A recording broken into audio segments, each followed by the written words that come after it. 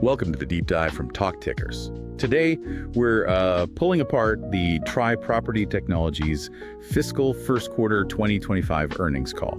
That's right. They're in the property management tech space. And, well, these latest results show some pretty big shifts from last year. Yeah, significant shift. The headline numbers from Q1, they really stand out, don't they? Kind of point to a major turnaround. Absolutely. In terms of operational performance, it's quite something. So let's get right into those numbers then.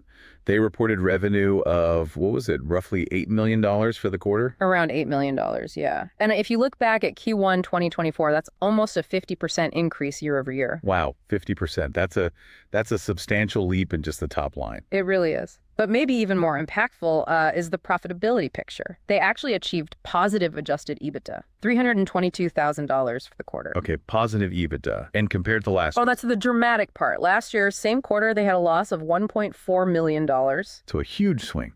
Massive swing.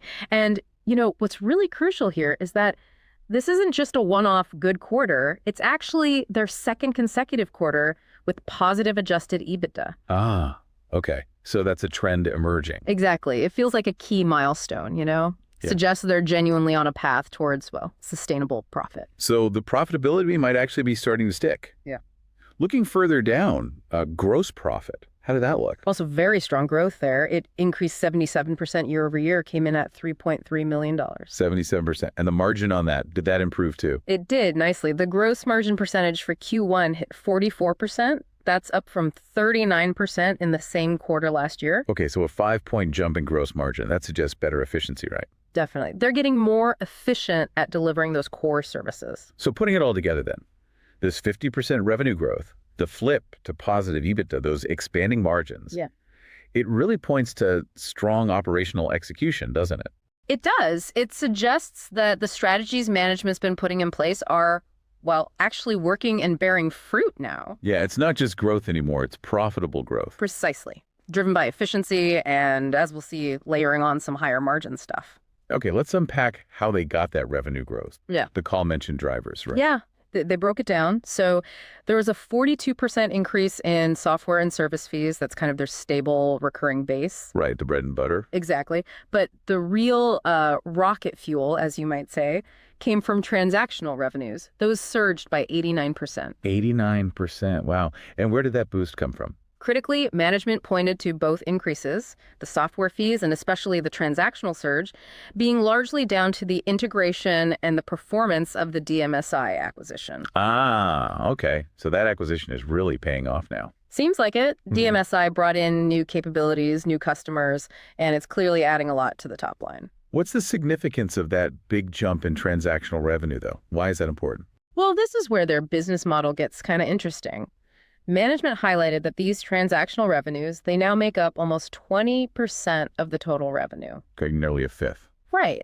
And this isn't just, you know, collecting monthly fees for managing buildings anymore. It's about using the scale they have and all the data they gather from managing thousands of communities. To sell other things. Exactly. To offer additional products and services. And often these are higher margin services. Like what kind of services are we talking about? Think things like specialized financial services for condo associations, maybe lease up services for owners trying to rent out units quickly, or adding new stuff to their digital marketplace, like, say, energy management solutions for buildings. Oh, okay. Services they can offer because they're already managing the building. Precisely. They're already embedded, and they can often deliver these more efficiently than some standalone provider, which, you know, helps boost those overall margins we were just talking about. Got it. So that brings us back to the gross margin improvement, that 44% margin we saw. Part of that is because these transactional revenues have higher margins. Exactly right. As that piece of the revenue pie gets bigger, it naturally lifts the overall average margin. But they also mentioned something else important. Oh, yeah? What was that? Decreased salaries, specifically from restructuring efforts they've undertaken. Ah, so cost cutting playing a role too. Yeah, it points to efficiency gains within their actual cost structure. You know, streamlining things, maybe consolidating roles after bringing acquisitions like DMSI on board. Okay, so it's a mix. Higher margin services coming in and becoming more efficient at delivering the core stuff. Management even mentioned potentially getting to a 50% gross margin. They did, which, you know, would be another really significant milestone if they hit it. Why is 50% such a magic number? Well, achieving that would dramatically improve their operating leverage. Basically, it means more of every extra dollar of revenue they bring in would fall straight to the bottom line to profit. Much more scalable. Okay, let's stick with those operational improvements for a second. Beyond the revenue mix and the restructuring salaries, what else did they say helped drive that massive 124% improvement in adjusted EBITDA, going from that loss to a profit? Yeah, management detailed a whole range of things. It wasn't just luck. They talked about specific process improvements across the business, really optimizing costs where they could, strategically streamlining headcount, where maybe there was overlap after acquisitions or just inefficiency. Makes sense. And consolidating back office systems too. So these sort of disciplined internal operational changes combined with that big growth in the high margin transactional stuff, those were the core drivers. It really shows what focused execution can do. So the model has these two parts then. The steady, predictable, recurring revenue from managing the communities.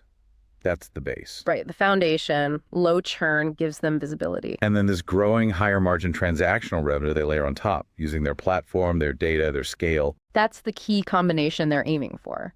Stability from the base, and then the transactional services offer that high octane growth and the margin expansion potential. It can be powerful if they execute it well. Okay, changing gears a bit.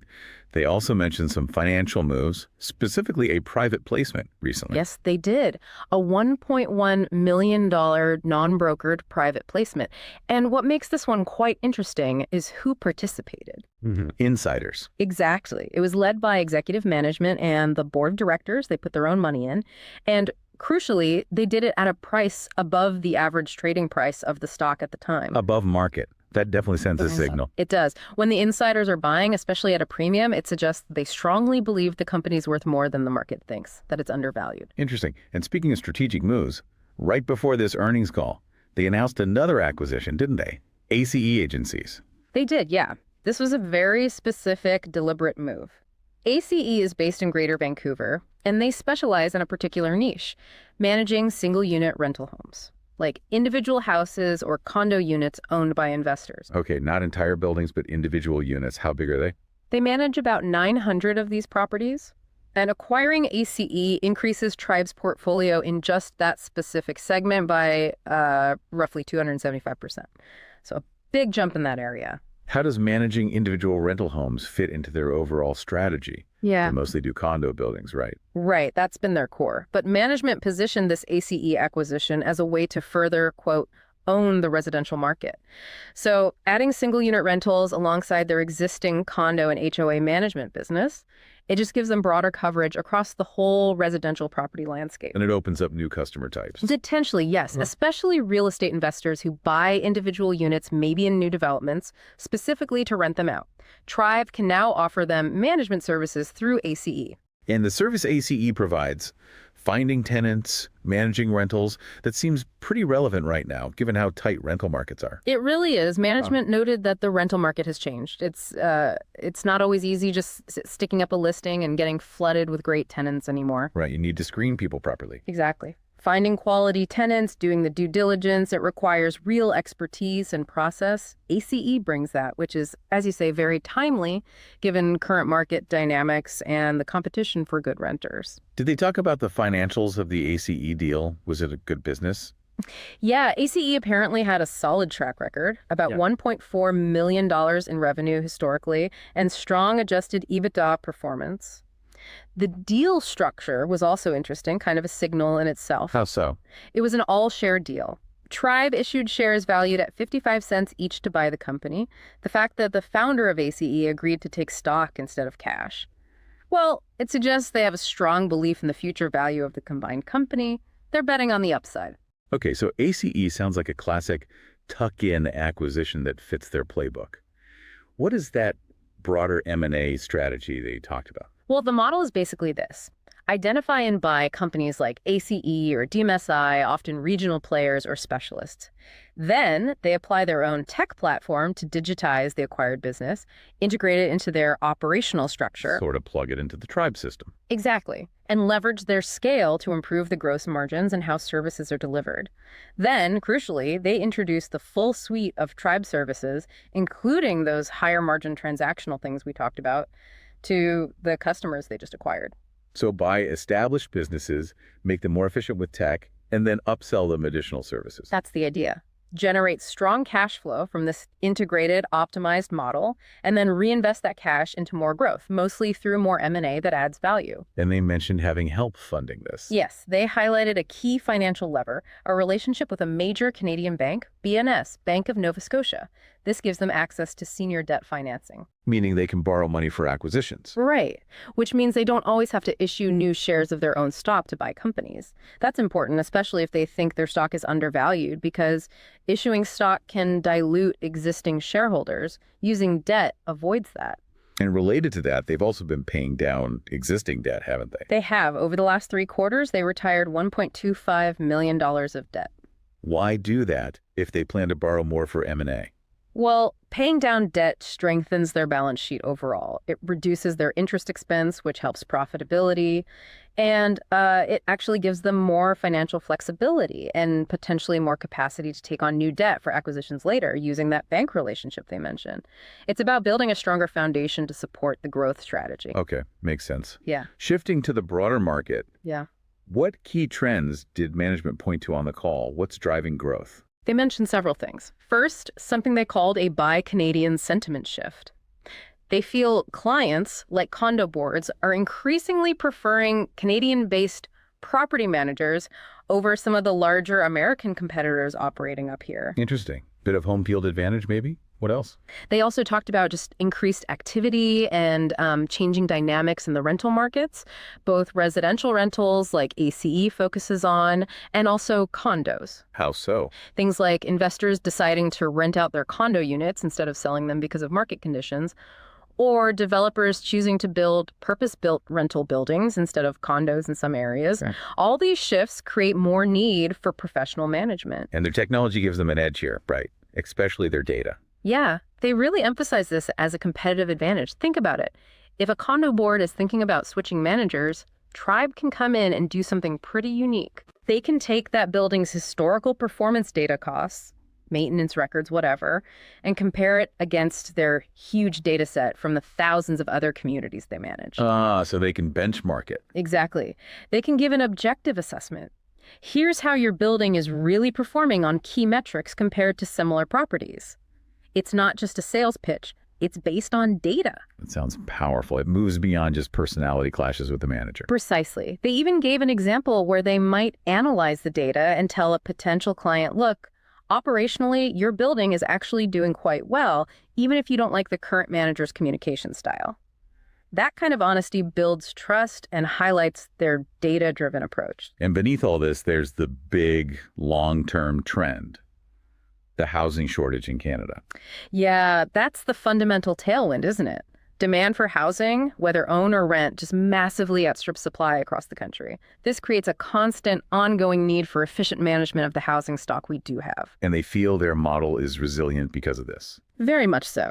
Management described it as, and I quote, recession, pandemic, and tariff-proof. A bold claim, but the point is they see it as less vulnerable to broad economic swings than many other industries. Okay, so looking forward then, what did management lay out as the plan for the rest of 2025? They focused on 3 main areas.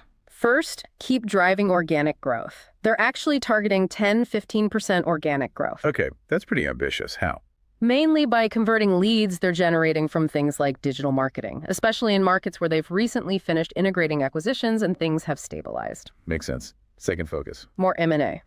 Relentless execution on that strategy we discussed. Still buying companies. Yeah, they said they're constantly in talks with potential targets. They feel the current market offers favorable buying multiples, meaning they can buy companies at attractive prices. Good time to be a buyer, maybe. They seem to think so. They expect good buying opportunities over the next 18 months or so, and they feel ready to pounce using their stronger balance sheet and that bank relationship for debt financing. Okay. And the third focus area sounded, well, futuristic. Innovation, particularly AI. Yeah, operational AI. This seems to be a major push for them. They're actively piloting AI solutions, trying to be at the forefront of applying AI to the, often complex nitty-gritty needs of property management. Is this just buzzwords or are there real applications? They gave some pretty concrete examples suggesting it's practical. Like what? Well, one simple but potentially huge time saver. Using AI to instantly answer basic resident questions like, what are the rules about pets? Or when is garbage day? Instead of the manager looking it up. Right, an AI could index thousands of pages of bylaws and documents and just give an immediate, accurate answer 204/7. Think about the administrative time that saves. Okay, yeah, I can see that. What about more complex stuff? They talked about managing intricate workflows. For example, the whole process for a resident wanting to do renovations, checking rules, getting insurance proof, notifying neighbors, tracking board approvals. It's complicated. They believe AI can automate large chunks of these workflows, cutting down both the cost and the time it takes significantly. They're also looking at AI for rental operations, things like screening applicants, scheduling viewings, maybe initial eligibility checks. And using AI on all that data they collect. Yes, potentially very powerful. Imagine AI analyzing years of community notes, work orders, resident complaints across their whole portfolio. It might spot patterns humans would miss. Like if it notices lots of complaints about high electricity bills in a certain type of building, it could proactively flag that and maybe recommend relevant energy management upgrades from Tribe's marketplace. So using data not just for benchmarking, but for proactive service recommendations. Exactly. Management's trust AI isn't just about making Tribe more efficient internally. They see it improving the company's economics, boosting gross margins, yes, but also improving service for residents and solving problems better for the communities they manage. Okay, let's try and pull this all together now. For you, the listener, especially if you follow this company or the prop tech space, what are the real key takeaways from this Q1 call deep dive? I think the biggest one is just the validation of the operational turnaround. That second straight quarter of positive adjusted EBITDA, it really confirms the strategic actions, the cost cuts, integrating acquisitions, focusing on those transactional revenues. It confirms they're working. It's not just talk anymore. It's in the numbers. Exactly. It shows a clear path towards sustainable profit. That feels like the headline. And that ACE acquisition seems pretty smart, strategically timed. It really does. It positions them perfectly to capitalize on those shifting rental market dynamics we talked about. Expertise in finding good tenants is suddenly very valuable, and ACE brings that, plus expands their reach into that specific high-margin rental segment. Management's view on their stock price and how they plan to do M&A was also quite telling. Yeah, they were pretty blunt, weren't they? Saying they think the stock's undervalued. And because of that, they're reluctant to issue more shares to buy companies right now. So instead, they're focused on strengthening the balance sheet, like paying down that $1.25 million in debt and getting ready to use debt, leveraging that BNS relationship for future M&A. They expect good deals to pop up in the next year and a half, and they want to be ready to use debt, not stock, to grab them. They also highlighted some competitive edges beyond just the tech platform itself. Definitely. That data-driven approach to benchmarking building performance is a key differentiator, and they emphasize their strong position in the Canadian market, pointing out how big the Toronto and Vancouver condo markets are, even on a North American scale. Even being the third largest player in Canada, they see lots of room to grow, and even hinted at maybe expanding into the U.S. eventually, using connections with Canadian developers who build there too. And the potential for more gross margin expansion seems pretty real, based on what they said. Absolutely. You've got synergies still coming from integrating DMSI and now ACE. You've got the continued growth of those higher margin transactional revenues becoming a bigger slice of the pie, and then potentially significant efficiency gains from rolling out these operational AI solutions.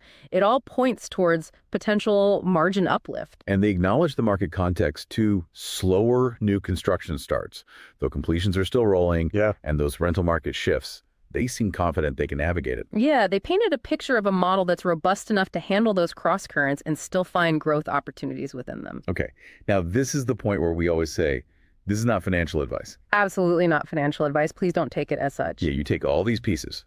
The strong Q1 showing real operational leverage and profitability, the smart ACE acquisition hitting a timely, high-margin need, management clearly signaling they think the stock is cheap, and the debt reduction setting them up for debt-funded, non-dilutive M&A. Okay, so here's that outrageous but plausible trade idea we brainstormed, just as a thought experiment, you understand.